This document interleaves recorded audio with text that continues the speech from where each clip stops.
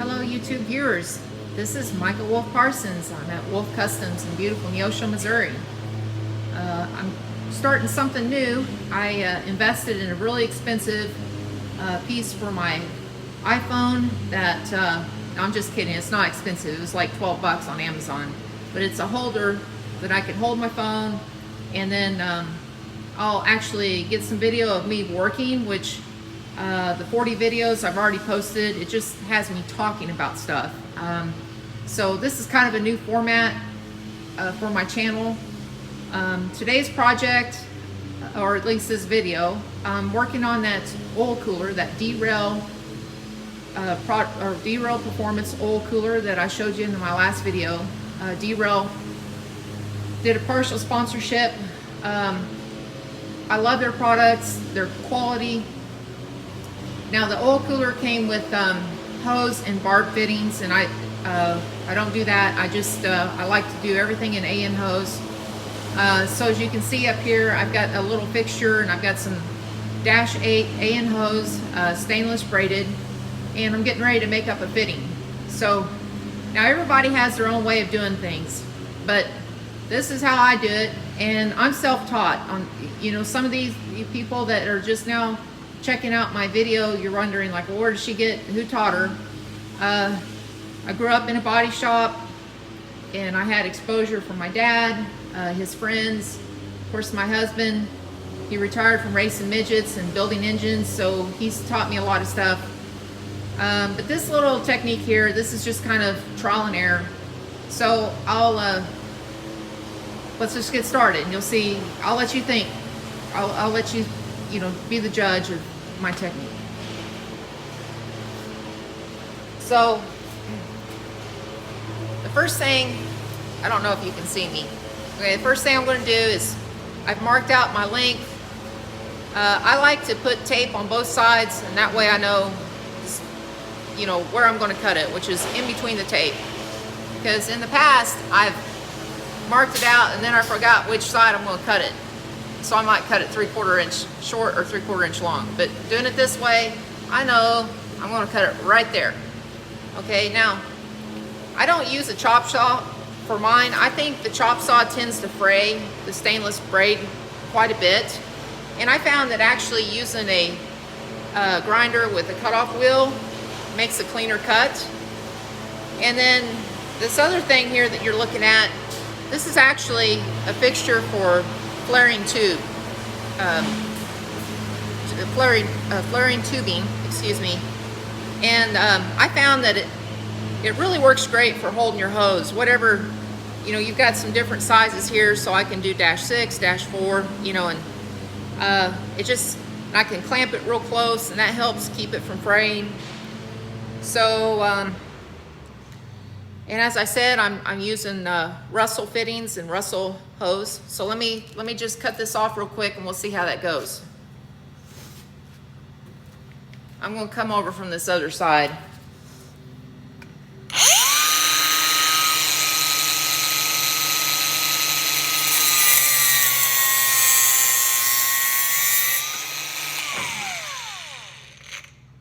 Okay.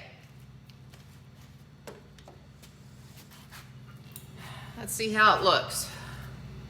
So, this is a whole new experience for me. Yeah, I'm trying to check it out and see if you guys can see this. So, as you can tell, the cut is really clean. I didn't fray anything. So let's move on to the next step. This is the extra piece. I'm not using it right away. Let me just get it out of the way.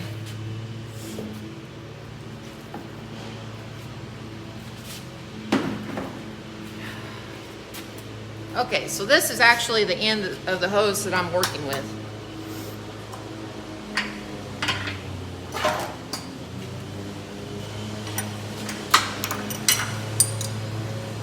Now I just cut this, so I'm going to go ahead and blow it out with an air hose.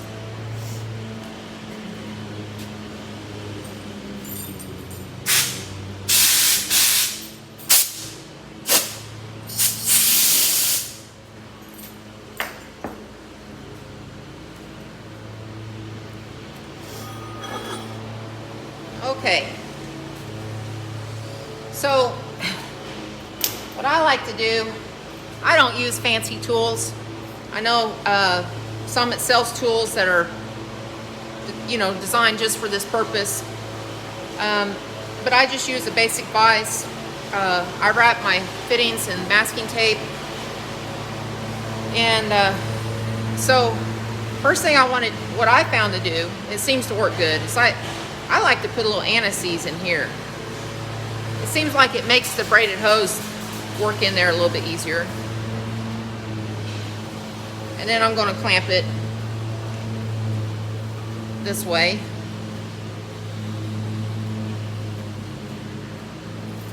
Okay, now I'm going to pull my tape off.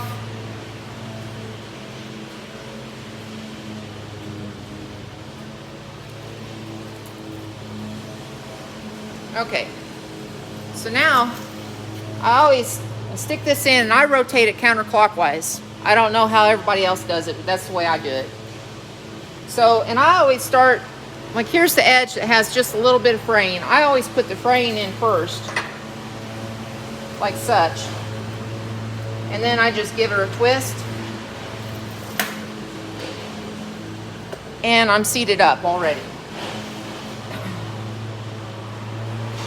Now, I'm going to flip this around. And again, folks, there could be people, I'm sure there's people a lot better at doing this than I am. But my disclaimer, this is just how I do it. So, now I like to have a little bit of anti-seize on the threads. I've tried it both ways. I'm using the, I also have the oil that's designed to put this together. But I put the oil on the end. Whoa. Looks like my bottle's got a problem. As you can hear all that racket my husband is mowing. And here in Missouri, we don't grow grass, we grow rocks. So I'm just going to go ahead and start threading this in. Now, I know my hose is all the way seated in.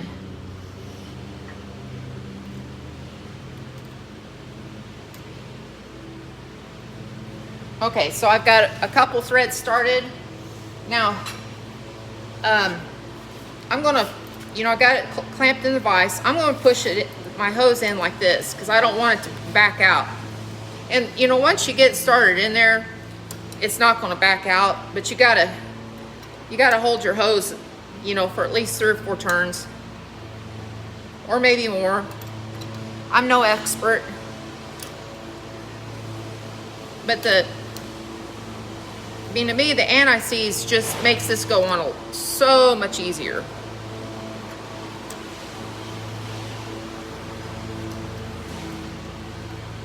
And I'm watching, I'm making sure the hose isn't backing out and it's staying put. You know, if a person wants to, you can mark it with a Sharpie, the braiding right where it goes in the back of the nut. And then you know for sure if it backs out.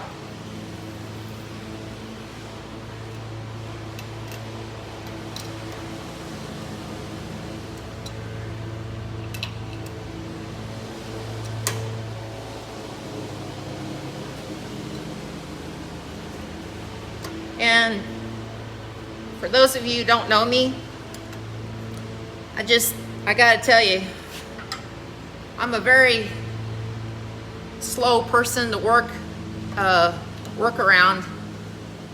Not like slow mentally. Well, I mean, some people might argue that, certain things. But I move in slow motion, and I'm like a turtle. I just never get in a rush. And it takes me a long time to do my projects. I don't know how I would actually survive out in the real world working so slow. I think any employer would want me to go faster. And I don't. I just can't. Only one speed for me, and that's slow. I always get worried when it gets down to this part. I may have a couple more turns, but boy, it sure gets tight. You know, I don't want to twist the fitting. off. We're almost there.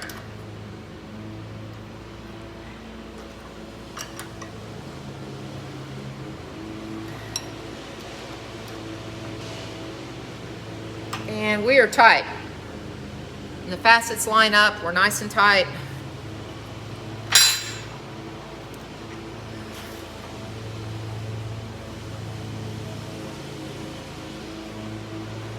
I'm gonna take my tape off. Sometimes I use electrical tape. It's just being lazy, I use this masking tape, and I don't know. Yeah, I did good. It didn't mar it. I got into the finish just a little bit with the wrench. So, folks, that's how I do assemble an AN hose. Got a little anti-seize on it. It'll wipe off. And don't forget, last thing you do, blow it out. Blow it out really, really good. You don't, in this case, this goes to oil cooler. You don't want junk floating around in your oil system. So folks, thank you for watching, and leave a comment below. I appreciate it. I don't always see all the comments, so be patient with me. I'll try to answer you. You can also look me up on Facebook under Micah Wolf Parsons. So have a great day.